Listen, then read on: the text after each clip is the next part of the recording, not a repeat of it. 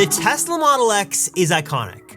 Yes, it's that crazy car with the Falcon wing bird-like doors. It's stacked with a cavernous amount of storage space, packed with pixels of 3 different screens, and the performance, I can attest, is absolutely insane. And for better or worse, it's one of the very few cars on the road today that's remained largely unchanged from the model that first sort of rolled out to the world a number of years ago. But with that being said, the Model X is starting to show its age in some pretty big ways. And while its younger sibling, the Model Y, is a mass market, mass winner, mass appealer, the Model X appeals to a much smaller subset of customer. You've really gotta like what the Model X is offering to be willing to pay a premium, because you are, to get this vehicle. But I think for some of you, it might really be worth it, myself included. Let me crunch the currents with Recurrent, break down everything you need to know about the all-new Model X for 2025, and sort of break down why this vehicle doesn't get a lot of love from Tesla, but maybe why it's okay.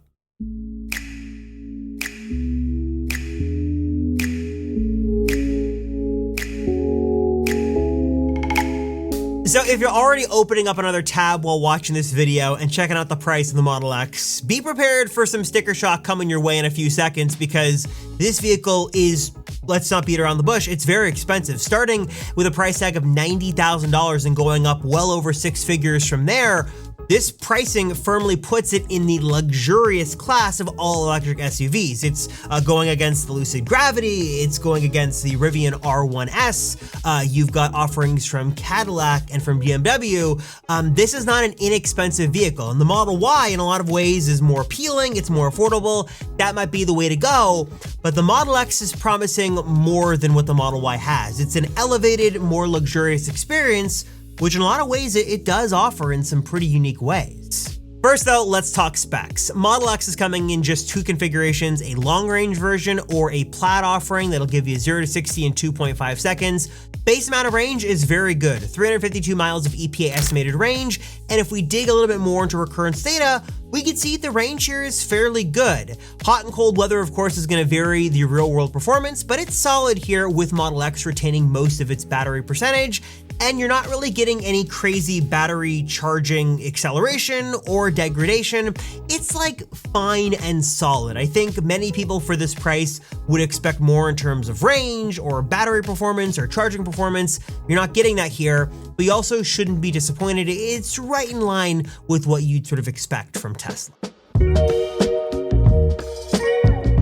In addition to that, the Model X also has some unique things you won't find on other models, including the ability to actually configure it in 3 different seating configs. You can go with a 5-seat configuration, which is standard, a 6-seat configuration, which actually gives you 2 captain's chairs in the middle, and then 2 more in the back, or a 7-seat configuration, which gives you the 2-3-2 split, which many may prefer. 6-seat is what I've got in this Model X. It's amazing, but the one con here is those 2 seats do not fold down. So you have basically permanently 4 seats there, which gives you a little less flexibility when it comes to hauling, but you still get a lot of space in the vehicle, which is nice.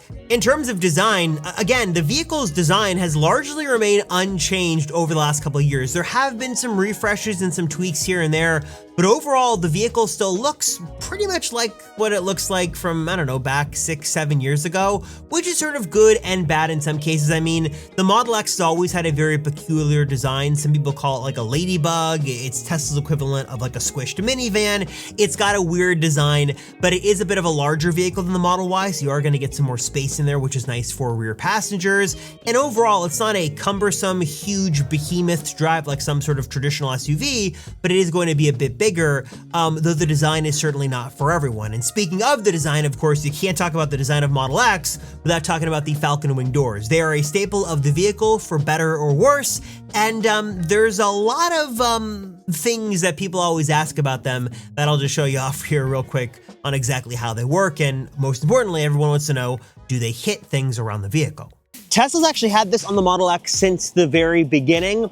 They've been controversial for their design and also their propensity to have issues because of all the engineering that goes into something like this.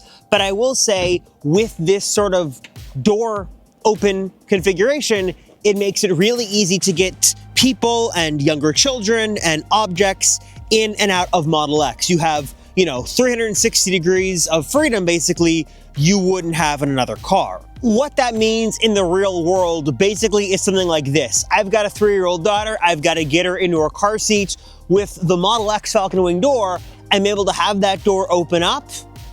And then I'll use, look, her baby doll here as an example here, 360 degrees of full freedom to pick her up and put her in the car. And I've got all this room here to move around.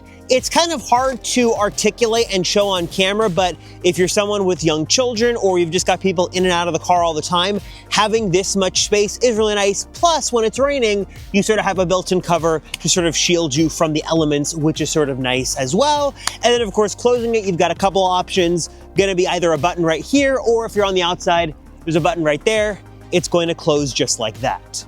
Some of the other design staples of the Model X include the very large helicopter-like windshield on the front of the vehicle. You, of course, have the different seating configurations you can go with. And then everything else besides that is very sort of tried and true with Tesla design. You've got the rear screen for back passengers. You've got a large front screen up front. I will say the Model X is unique with the S in that it does offer a driver's facing display there, which shows the speedometer and things like that. But I'll tell you, after a lot of time with this thing, it just isn't as useful as you would think it is. So I don't think that's a make or break reason to get the vehicle. And then, of course, Tesla finally did add in RGB ambient lighting with the 2026 refresh model, 2025, 2026, however you want to break it down, which does make it a bit more modern, but still not probably as luxurious as many would like. I think the big problem Tesla's going to have in 2025 is there are just a few factors holding the Model X back from being a truly great vehicle that everyone wants to buy and pay a premium for. Speaking of, the price is just a big limiting factor. It is very, very expensive, and for that premium price you're getting, I think that many would expect and honestly demand more luxurious features that you'll find in the competition from Rivian or BMW or others that the Model X just doesn't have.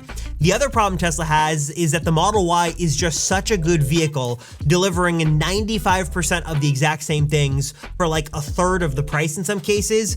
It's just very hard to justify why the Model X demands that price increase for the relatively small number of changes you get. Now, you do get some extra screens, you do get the larger vehicle, you get, in some cases, configurations, more range, more seating options, things like that, but it's just so hard when the Model Y is so good.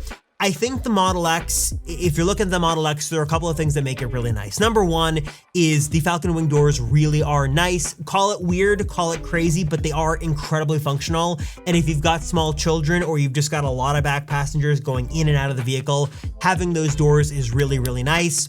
Also, let's just be honest, the performance of the vehicle is insanely good. And if you like the Tesla ecosystem and you like what it has to offer, the Supercharger network, the performance, sort of that Tesla design DNA is all really nice. And if you want a vehicle that is, larger than the Model Y and you want to stay in the Tesla ecosystem, the Model X is your only option. Are there certainly better options out there that offer more luxurious features and some more creature comforts? Yes, of course. And yes, the Model X, let's not, beat around the bush, it's an expensive vehicle. But you are getting, for that price, a very nice vehicle. You're getting the latest and greatest Tesla camera software and hardware there for all of the best full self-driving stuff. You, of course, are getting a really nice large display. You're getting plenty of room for passengers. And overall, the Model X is an expensive car, but it is going to be a very nice, large, luxurious vehicle for those who want to stay in the Tesla ecosystem and want something larger and sporty and fast. And if that's what you want, you have one and only option, and that's going to be the Model X, for better or for worse. It's a great car, though the price is going to be a bit of a hard pill to swallow, but once you get past that, I think there's a lot to like. So let me know your thoughts down below on the Model X in 2025. Are you picking one up? And also, of course, if you want to know more about other EVs in the lineup, if you want to see what the BMW iX has to offer, how that might stack up to the Model X, and see, of course, how the Rivian R1S stacks up as well, we've got full breakdowns on those videos here on the Recurrent channel as well. So you can check out the other EVs you should consider in 2025. Subscribe if you haven't already. Check out the other videos we've got. Thanks so much for watching. I'm Robert Rosenfeld, and this is Recurrent Auto.